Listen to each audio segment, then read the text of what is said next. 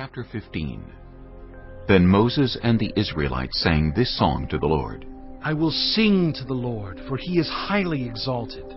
Both horse and driver he has hurled into the sea.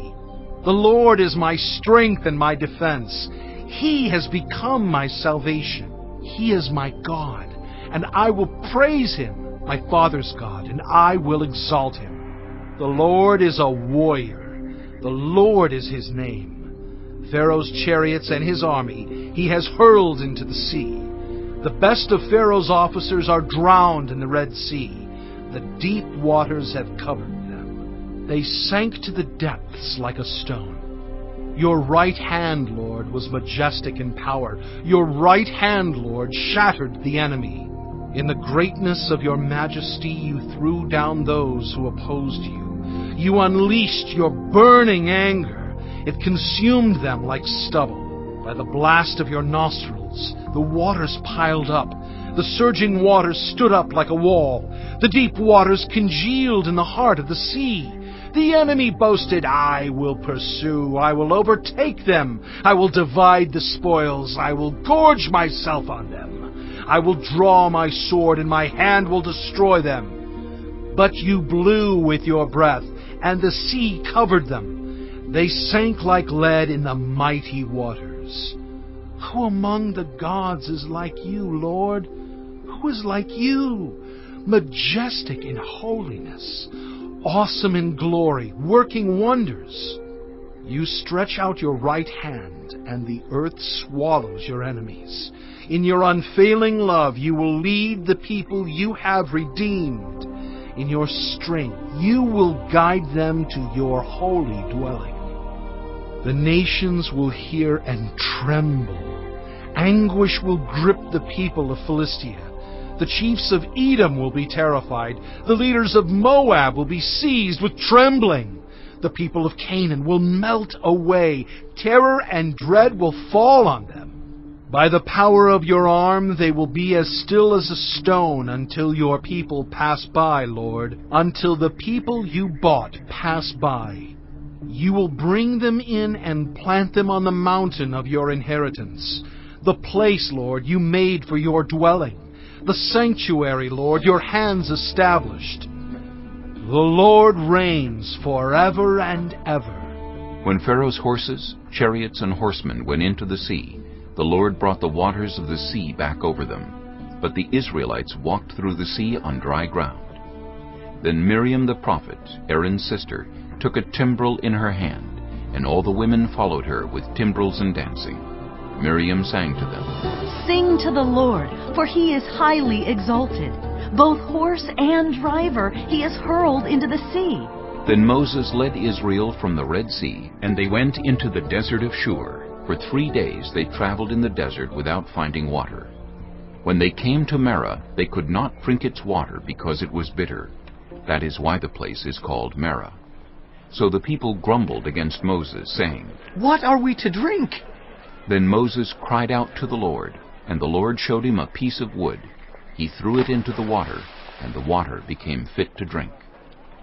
There the Lord issued a ruling and instruction for them, and put them to the test.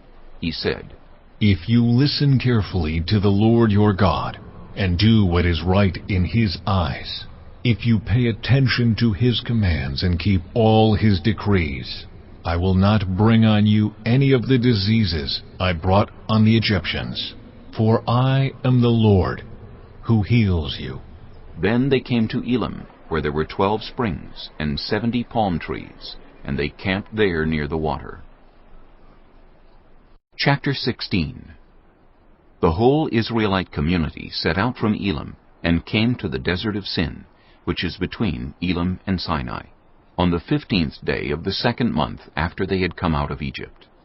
In the desert, the whole community grumbled against Moses and Aaron.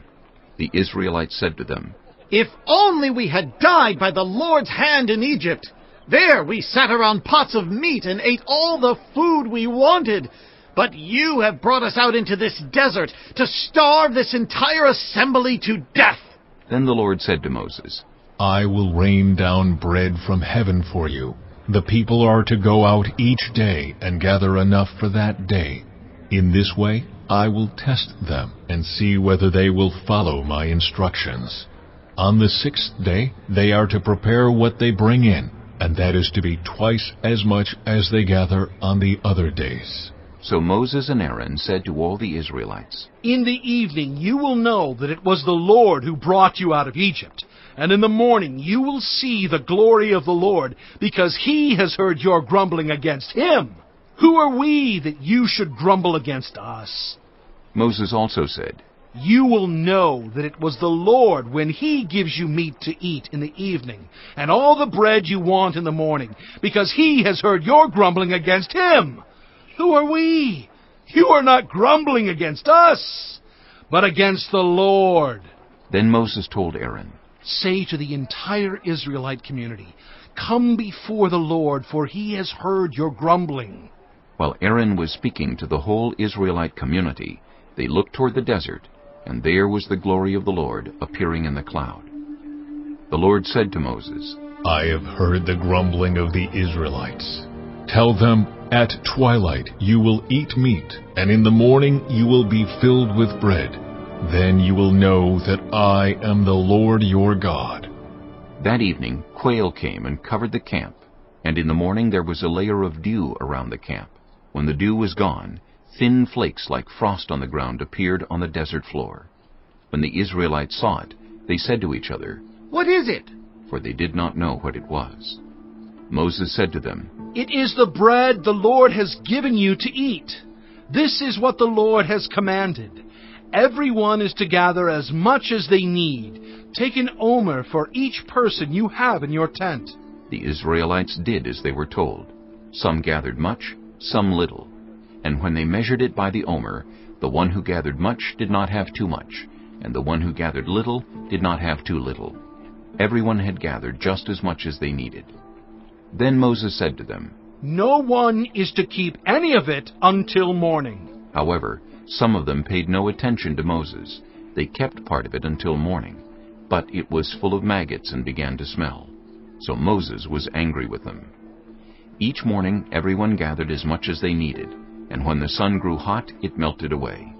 On the 6th day they gathered twice as much, 2 omers for each person. And the leaders of the community came and reported this to Moses. He said to them, This is what the Lord commanded. Tomorrow is to be a day of Sabbath rest, a holy Sabbath to the Lord. So bake what you want to bake, and boil what you want to boil.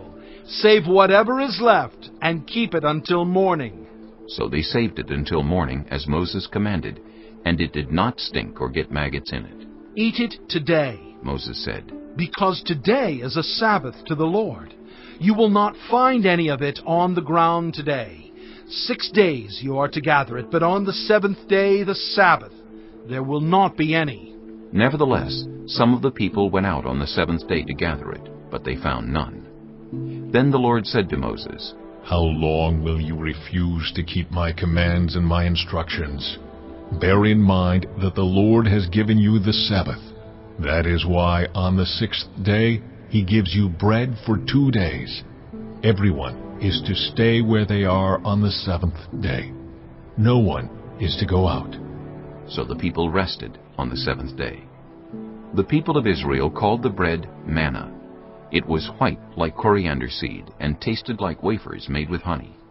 Moses said, This is what the Lord has commanded.